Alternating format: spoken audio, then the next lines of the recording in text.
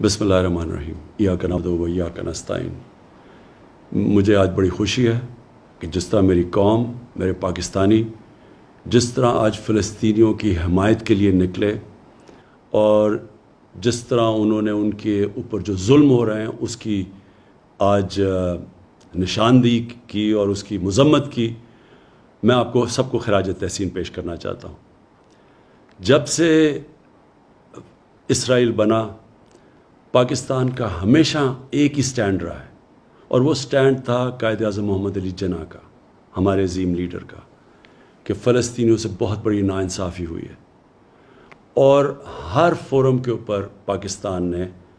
فلسطینیوں کے ساتھ کھڑے رہے ہیں۔ 27ویں رات کو میں مسجد نبوی میں تھا جب مجھے پتہ چلا کہ جو قبلہ اول ہے مسلمانوں کا، مسجد الاقصی، ادھر جب 27ویں کی مقدس رات کو لوگ نماز پڑھ رہے تھے، جو اسرائیل کی پولیس ہے اس نے ان کے اوپر تشدد کیا، اور ساتھ ساتھ پھر یہ اسی چیز کا بھی علم ہوا کہ جو فلسطینی فیملیاں 70 سال سے اپنے گھروں میں رہ رہی تھیں،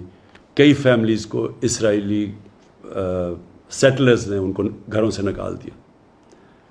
اس کی وجہ سے ایک نیا انتشار شروع ہو گیا، اور پھر جو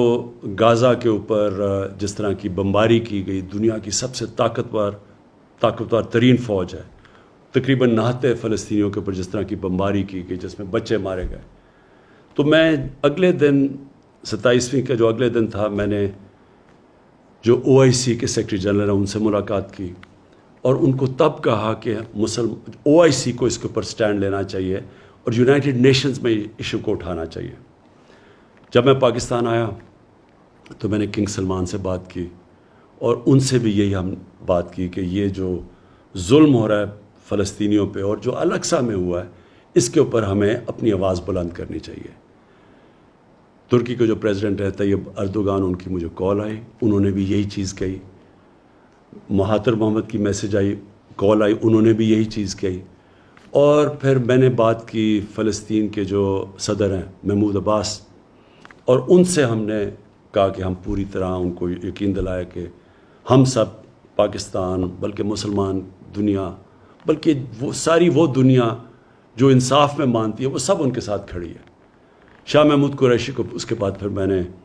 کہا کہ وہ یونائٹڈ نیشنز کی جنرل اسمبلی میں جائیں اور OIC اور مسلمان ممبر سے اس ایشو کو اٹھائیں، اور انہوں نے بڑے بھرپور طریقے سے اس کو اٹھایا، اور میں ان کو داد دیتا ہوں اس کی۔ میں جو ایک چیز دیکھ رہا ہوں، مجھے ایک بڑی خوشائند چیز نظر آ رہی ہے، اور وہ کیا ہے کہ دنیا کا پبلک اوپینین چینج ہو رہا ہے۔ میں نے اتنا ٹائم مغرب میں گزارا، پہلے بھی جب اسرائیل کی فوجیں ظلم کرتی تھی فلسطینیوں پہ، تو میں کبھی مغرب کے اندر ان کے اخباروں میں، ان کے میڈیا، ان کے پولیٹیشنز کو میں نے کبھی نہیں دیکھا کہ اسرائیل کی وہ تنقید کریں، بلکہ وہ سارے اسرائیل کو ایسے ہوتا تھا کہ جیسے ظلم اسرائیل پہ ہو رہا ہے۔ لیکن یہ پہلی دفعہ ہے کہ وہاں سے آوازیں اٹھنی شروع ہوئیں، ان کے اخباروں نے اس کی تنقید کی، ان کے میڈیا نے اس کی تنقید کی، اور پولیٹیشنز نے کھڑے ہو کے، کبھی میں نے سمجھتا تھا کہ امریکہ میں وہ اسرائیل کی تنقید کریں گے اور مغربی ممالک میں۔ اس کی یہ جو پبلک اوپینین تبدیل ہوا ہے، اس کی ایک بہت بڑی ایک اور وجہ ہے سوشل میڈیا۔ مین میڈیا اگر کوئی رپورٹ کو روکتا بھی ہے، کوئی سینسر بھی کرتا ہے، تو سوشل میڈیا پہ ایک ایسی فورس آ گئی ہے کہ اس سے اب کوئی بھی کمیونیکیشن اور نیوز کو روک نہیں سکتا،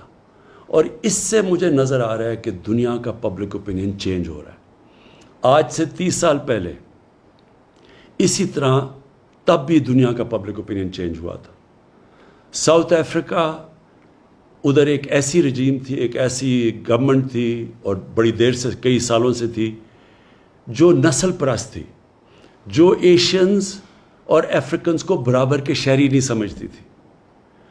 اور ان کے ساتھ بڑی بڑی دنیا کی طاقتیں کھڑی ہوئی تھیں اس نسل پرست رجیم کے ساتھ۔ لیکن جب دنیا میں پبلک اوپینین چینج ہوا، تو یہی جو طاقتور قوتیں تھیں، جو ملک تھے، انہوں نے زور لگا کے ساؤتھ افریقہ کے اندر ان کو رجیم کے اوپر، جو ساؤتھ افریقن گورنمنٹ کے اوپر انہوں نے ان کو مجبور کیا کہ وہ برابری کے حقوق دیں افریقنس کو اور ایشینز کو. اسی طرح کا میں ایک شروعات دیکھ رہا ہوں کہ انشاءاللہ دنیا کا جو پبلک اوپینین چینج ہو رہا ہے، میں یہی دیکھ رہا ہوں کہ اب ایک دنیا کا پبلک اوپینین اب زور لگائے گا. بڑے بڑے یہ جو ملک ہیں جو اب تک سپورٹ کرتے رہے ہیں اسرائیل کو، یہ پورا پریشر ڈالیں گے